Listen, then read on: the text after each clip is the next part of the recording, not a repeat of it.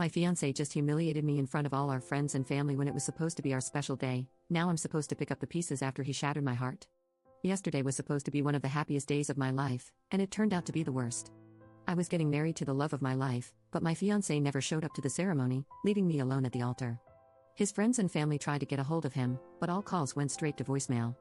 After waiting an hour for him, I told my guests that there wasn't going to be a wedding. I opened the reception hall and told them to enjoy the food and open bar. Even if there was no ceremony, I still wanted them to have a good time and enjoy the food and drinks. I tried to call him a couple of times, but after 3 more failed calls, I just stopped and told everyone else who was trying to get a hold of him to stop. He made it clear he didn't want anyone to get a hold of him, and I wasn't going to have them waste their time. I didn't cry. I wasn't going to let myself cry, at least not in front of everyone. His mother came to me and apologized through tears. She told me how disappointed she was in him and that she was so sorry. I just shook my head and stuck with her the entire time. I didn't want her to cry and feel bad for something that wasn't her fault. The real MVPs were all my friends. They did their absolute best to keep things from being awkward and entertained everyone. They played music, danced, and one of them went as far as going back home to bring a projector and a game system for all the kids to play. I was glad that the day was somewhat saved, but I still felt horrible.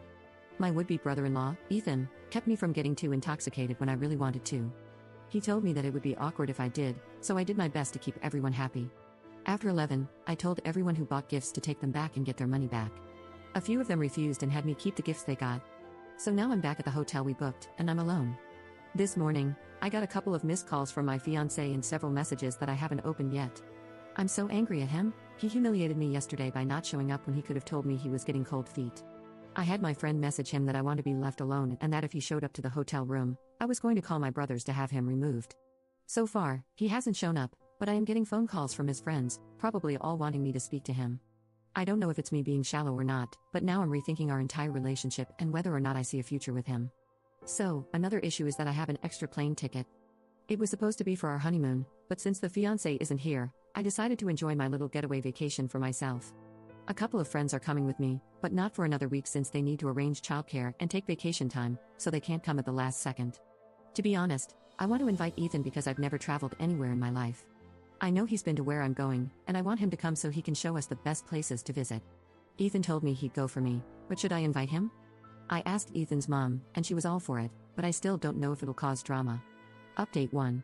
Okay, so I feel like I should explain more about Ethan. First, I'm not going to take him. Second, I've known Ethan a little longer than my ex-fiancé. Please believe me when I say he's a close friend of mine. Both of us bonded by teasing his brother, and with that, we just kind of clicked and became fast friends. I wanted to take him because I didn't know how to use my ticket at the airport. I've never traveled, and I didn't want to look dumb by trying to figure it out.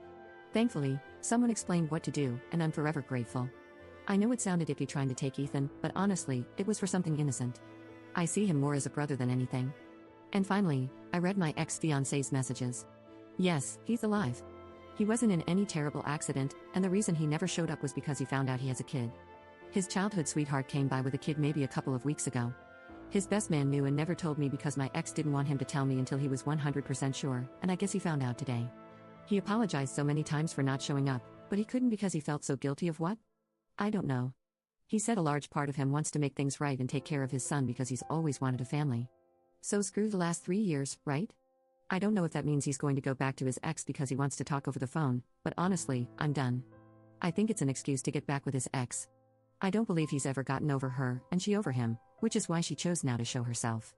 He sent a picture of the kid to me, and I went over my ex-fiancé's mom's Facebook to see any pictures she posted of my ex-fiancé when he was a kid. They're low quality, but there is definitely a resemblance. It feels so surreal to me, like this one big joke. I feel like I'm missing more info, like there's something else going on, but I'll find out later. I haven't responded, so instead, I'm just going to open a bottle of wine and get plastered. My best friend is currently on her way with takeout and ice cream, so I thought I'd share this. Maybe after my much-needed vacation, I'll do another update, but right now, I'm just gonna do me. Until then, screw you, Ben.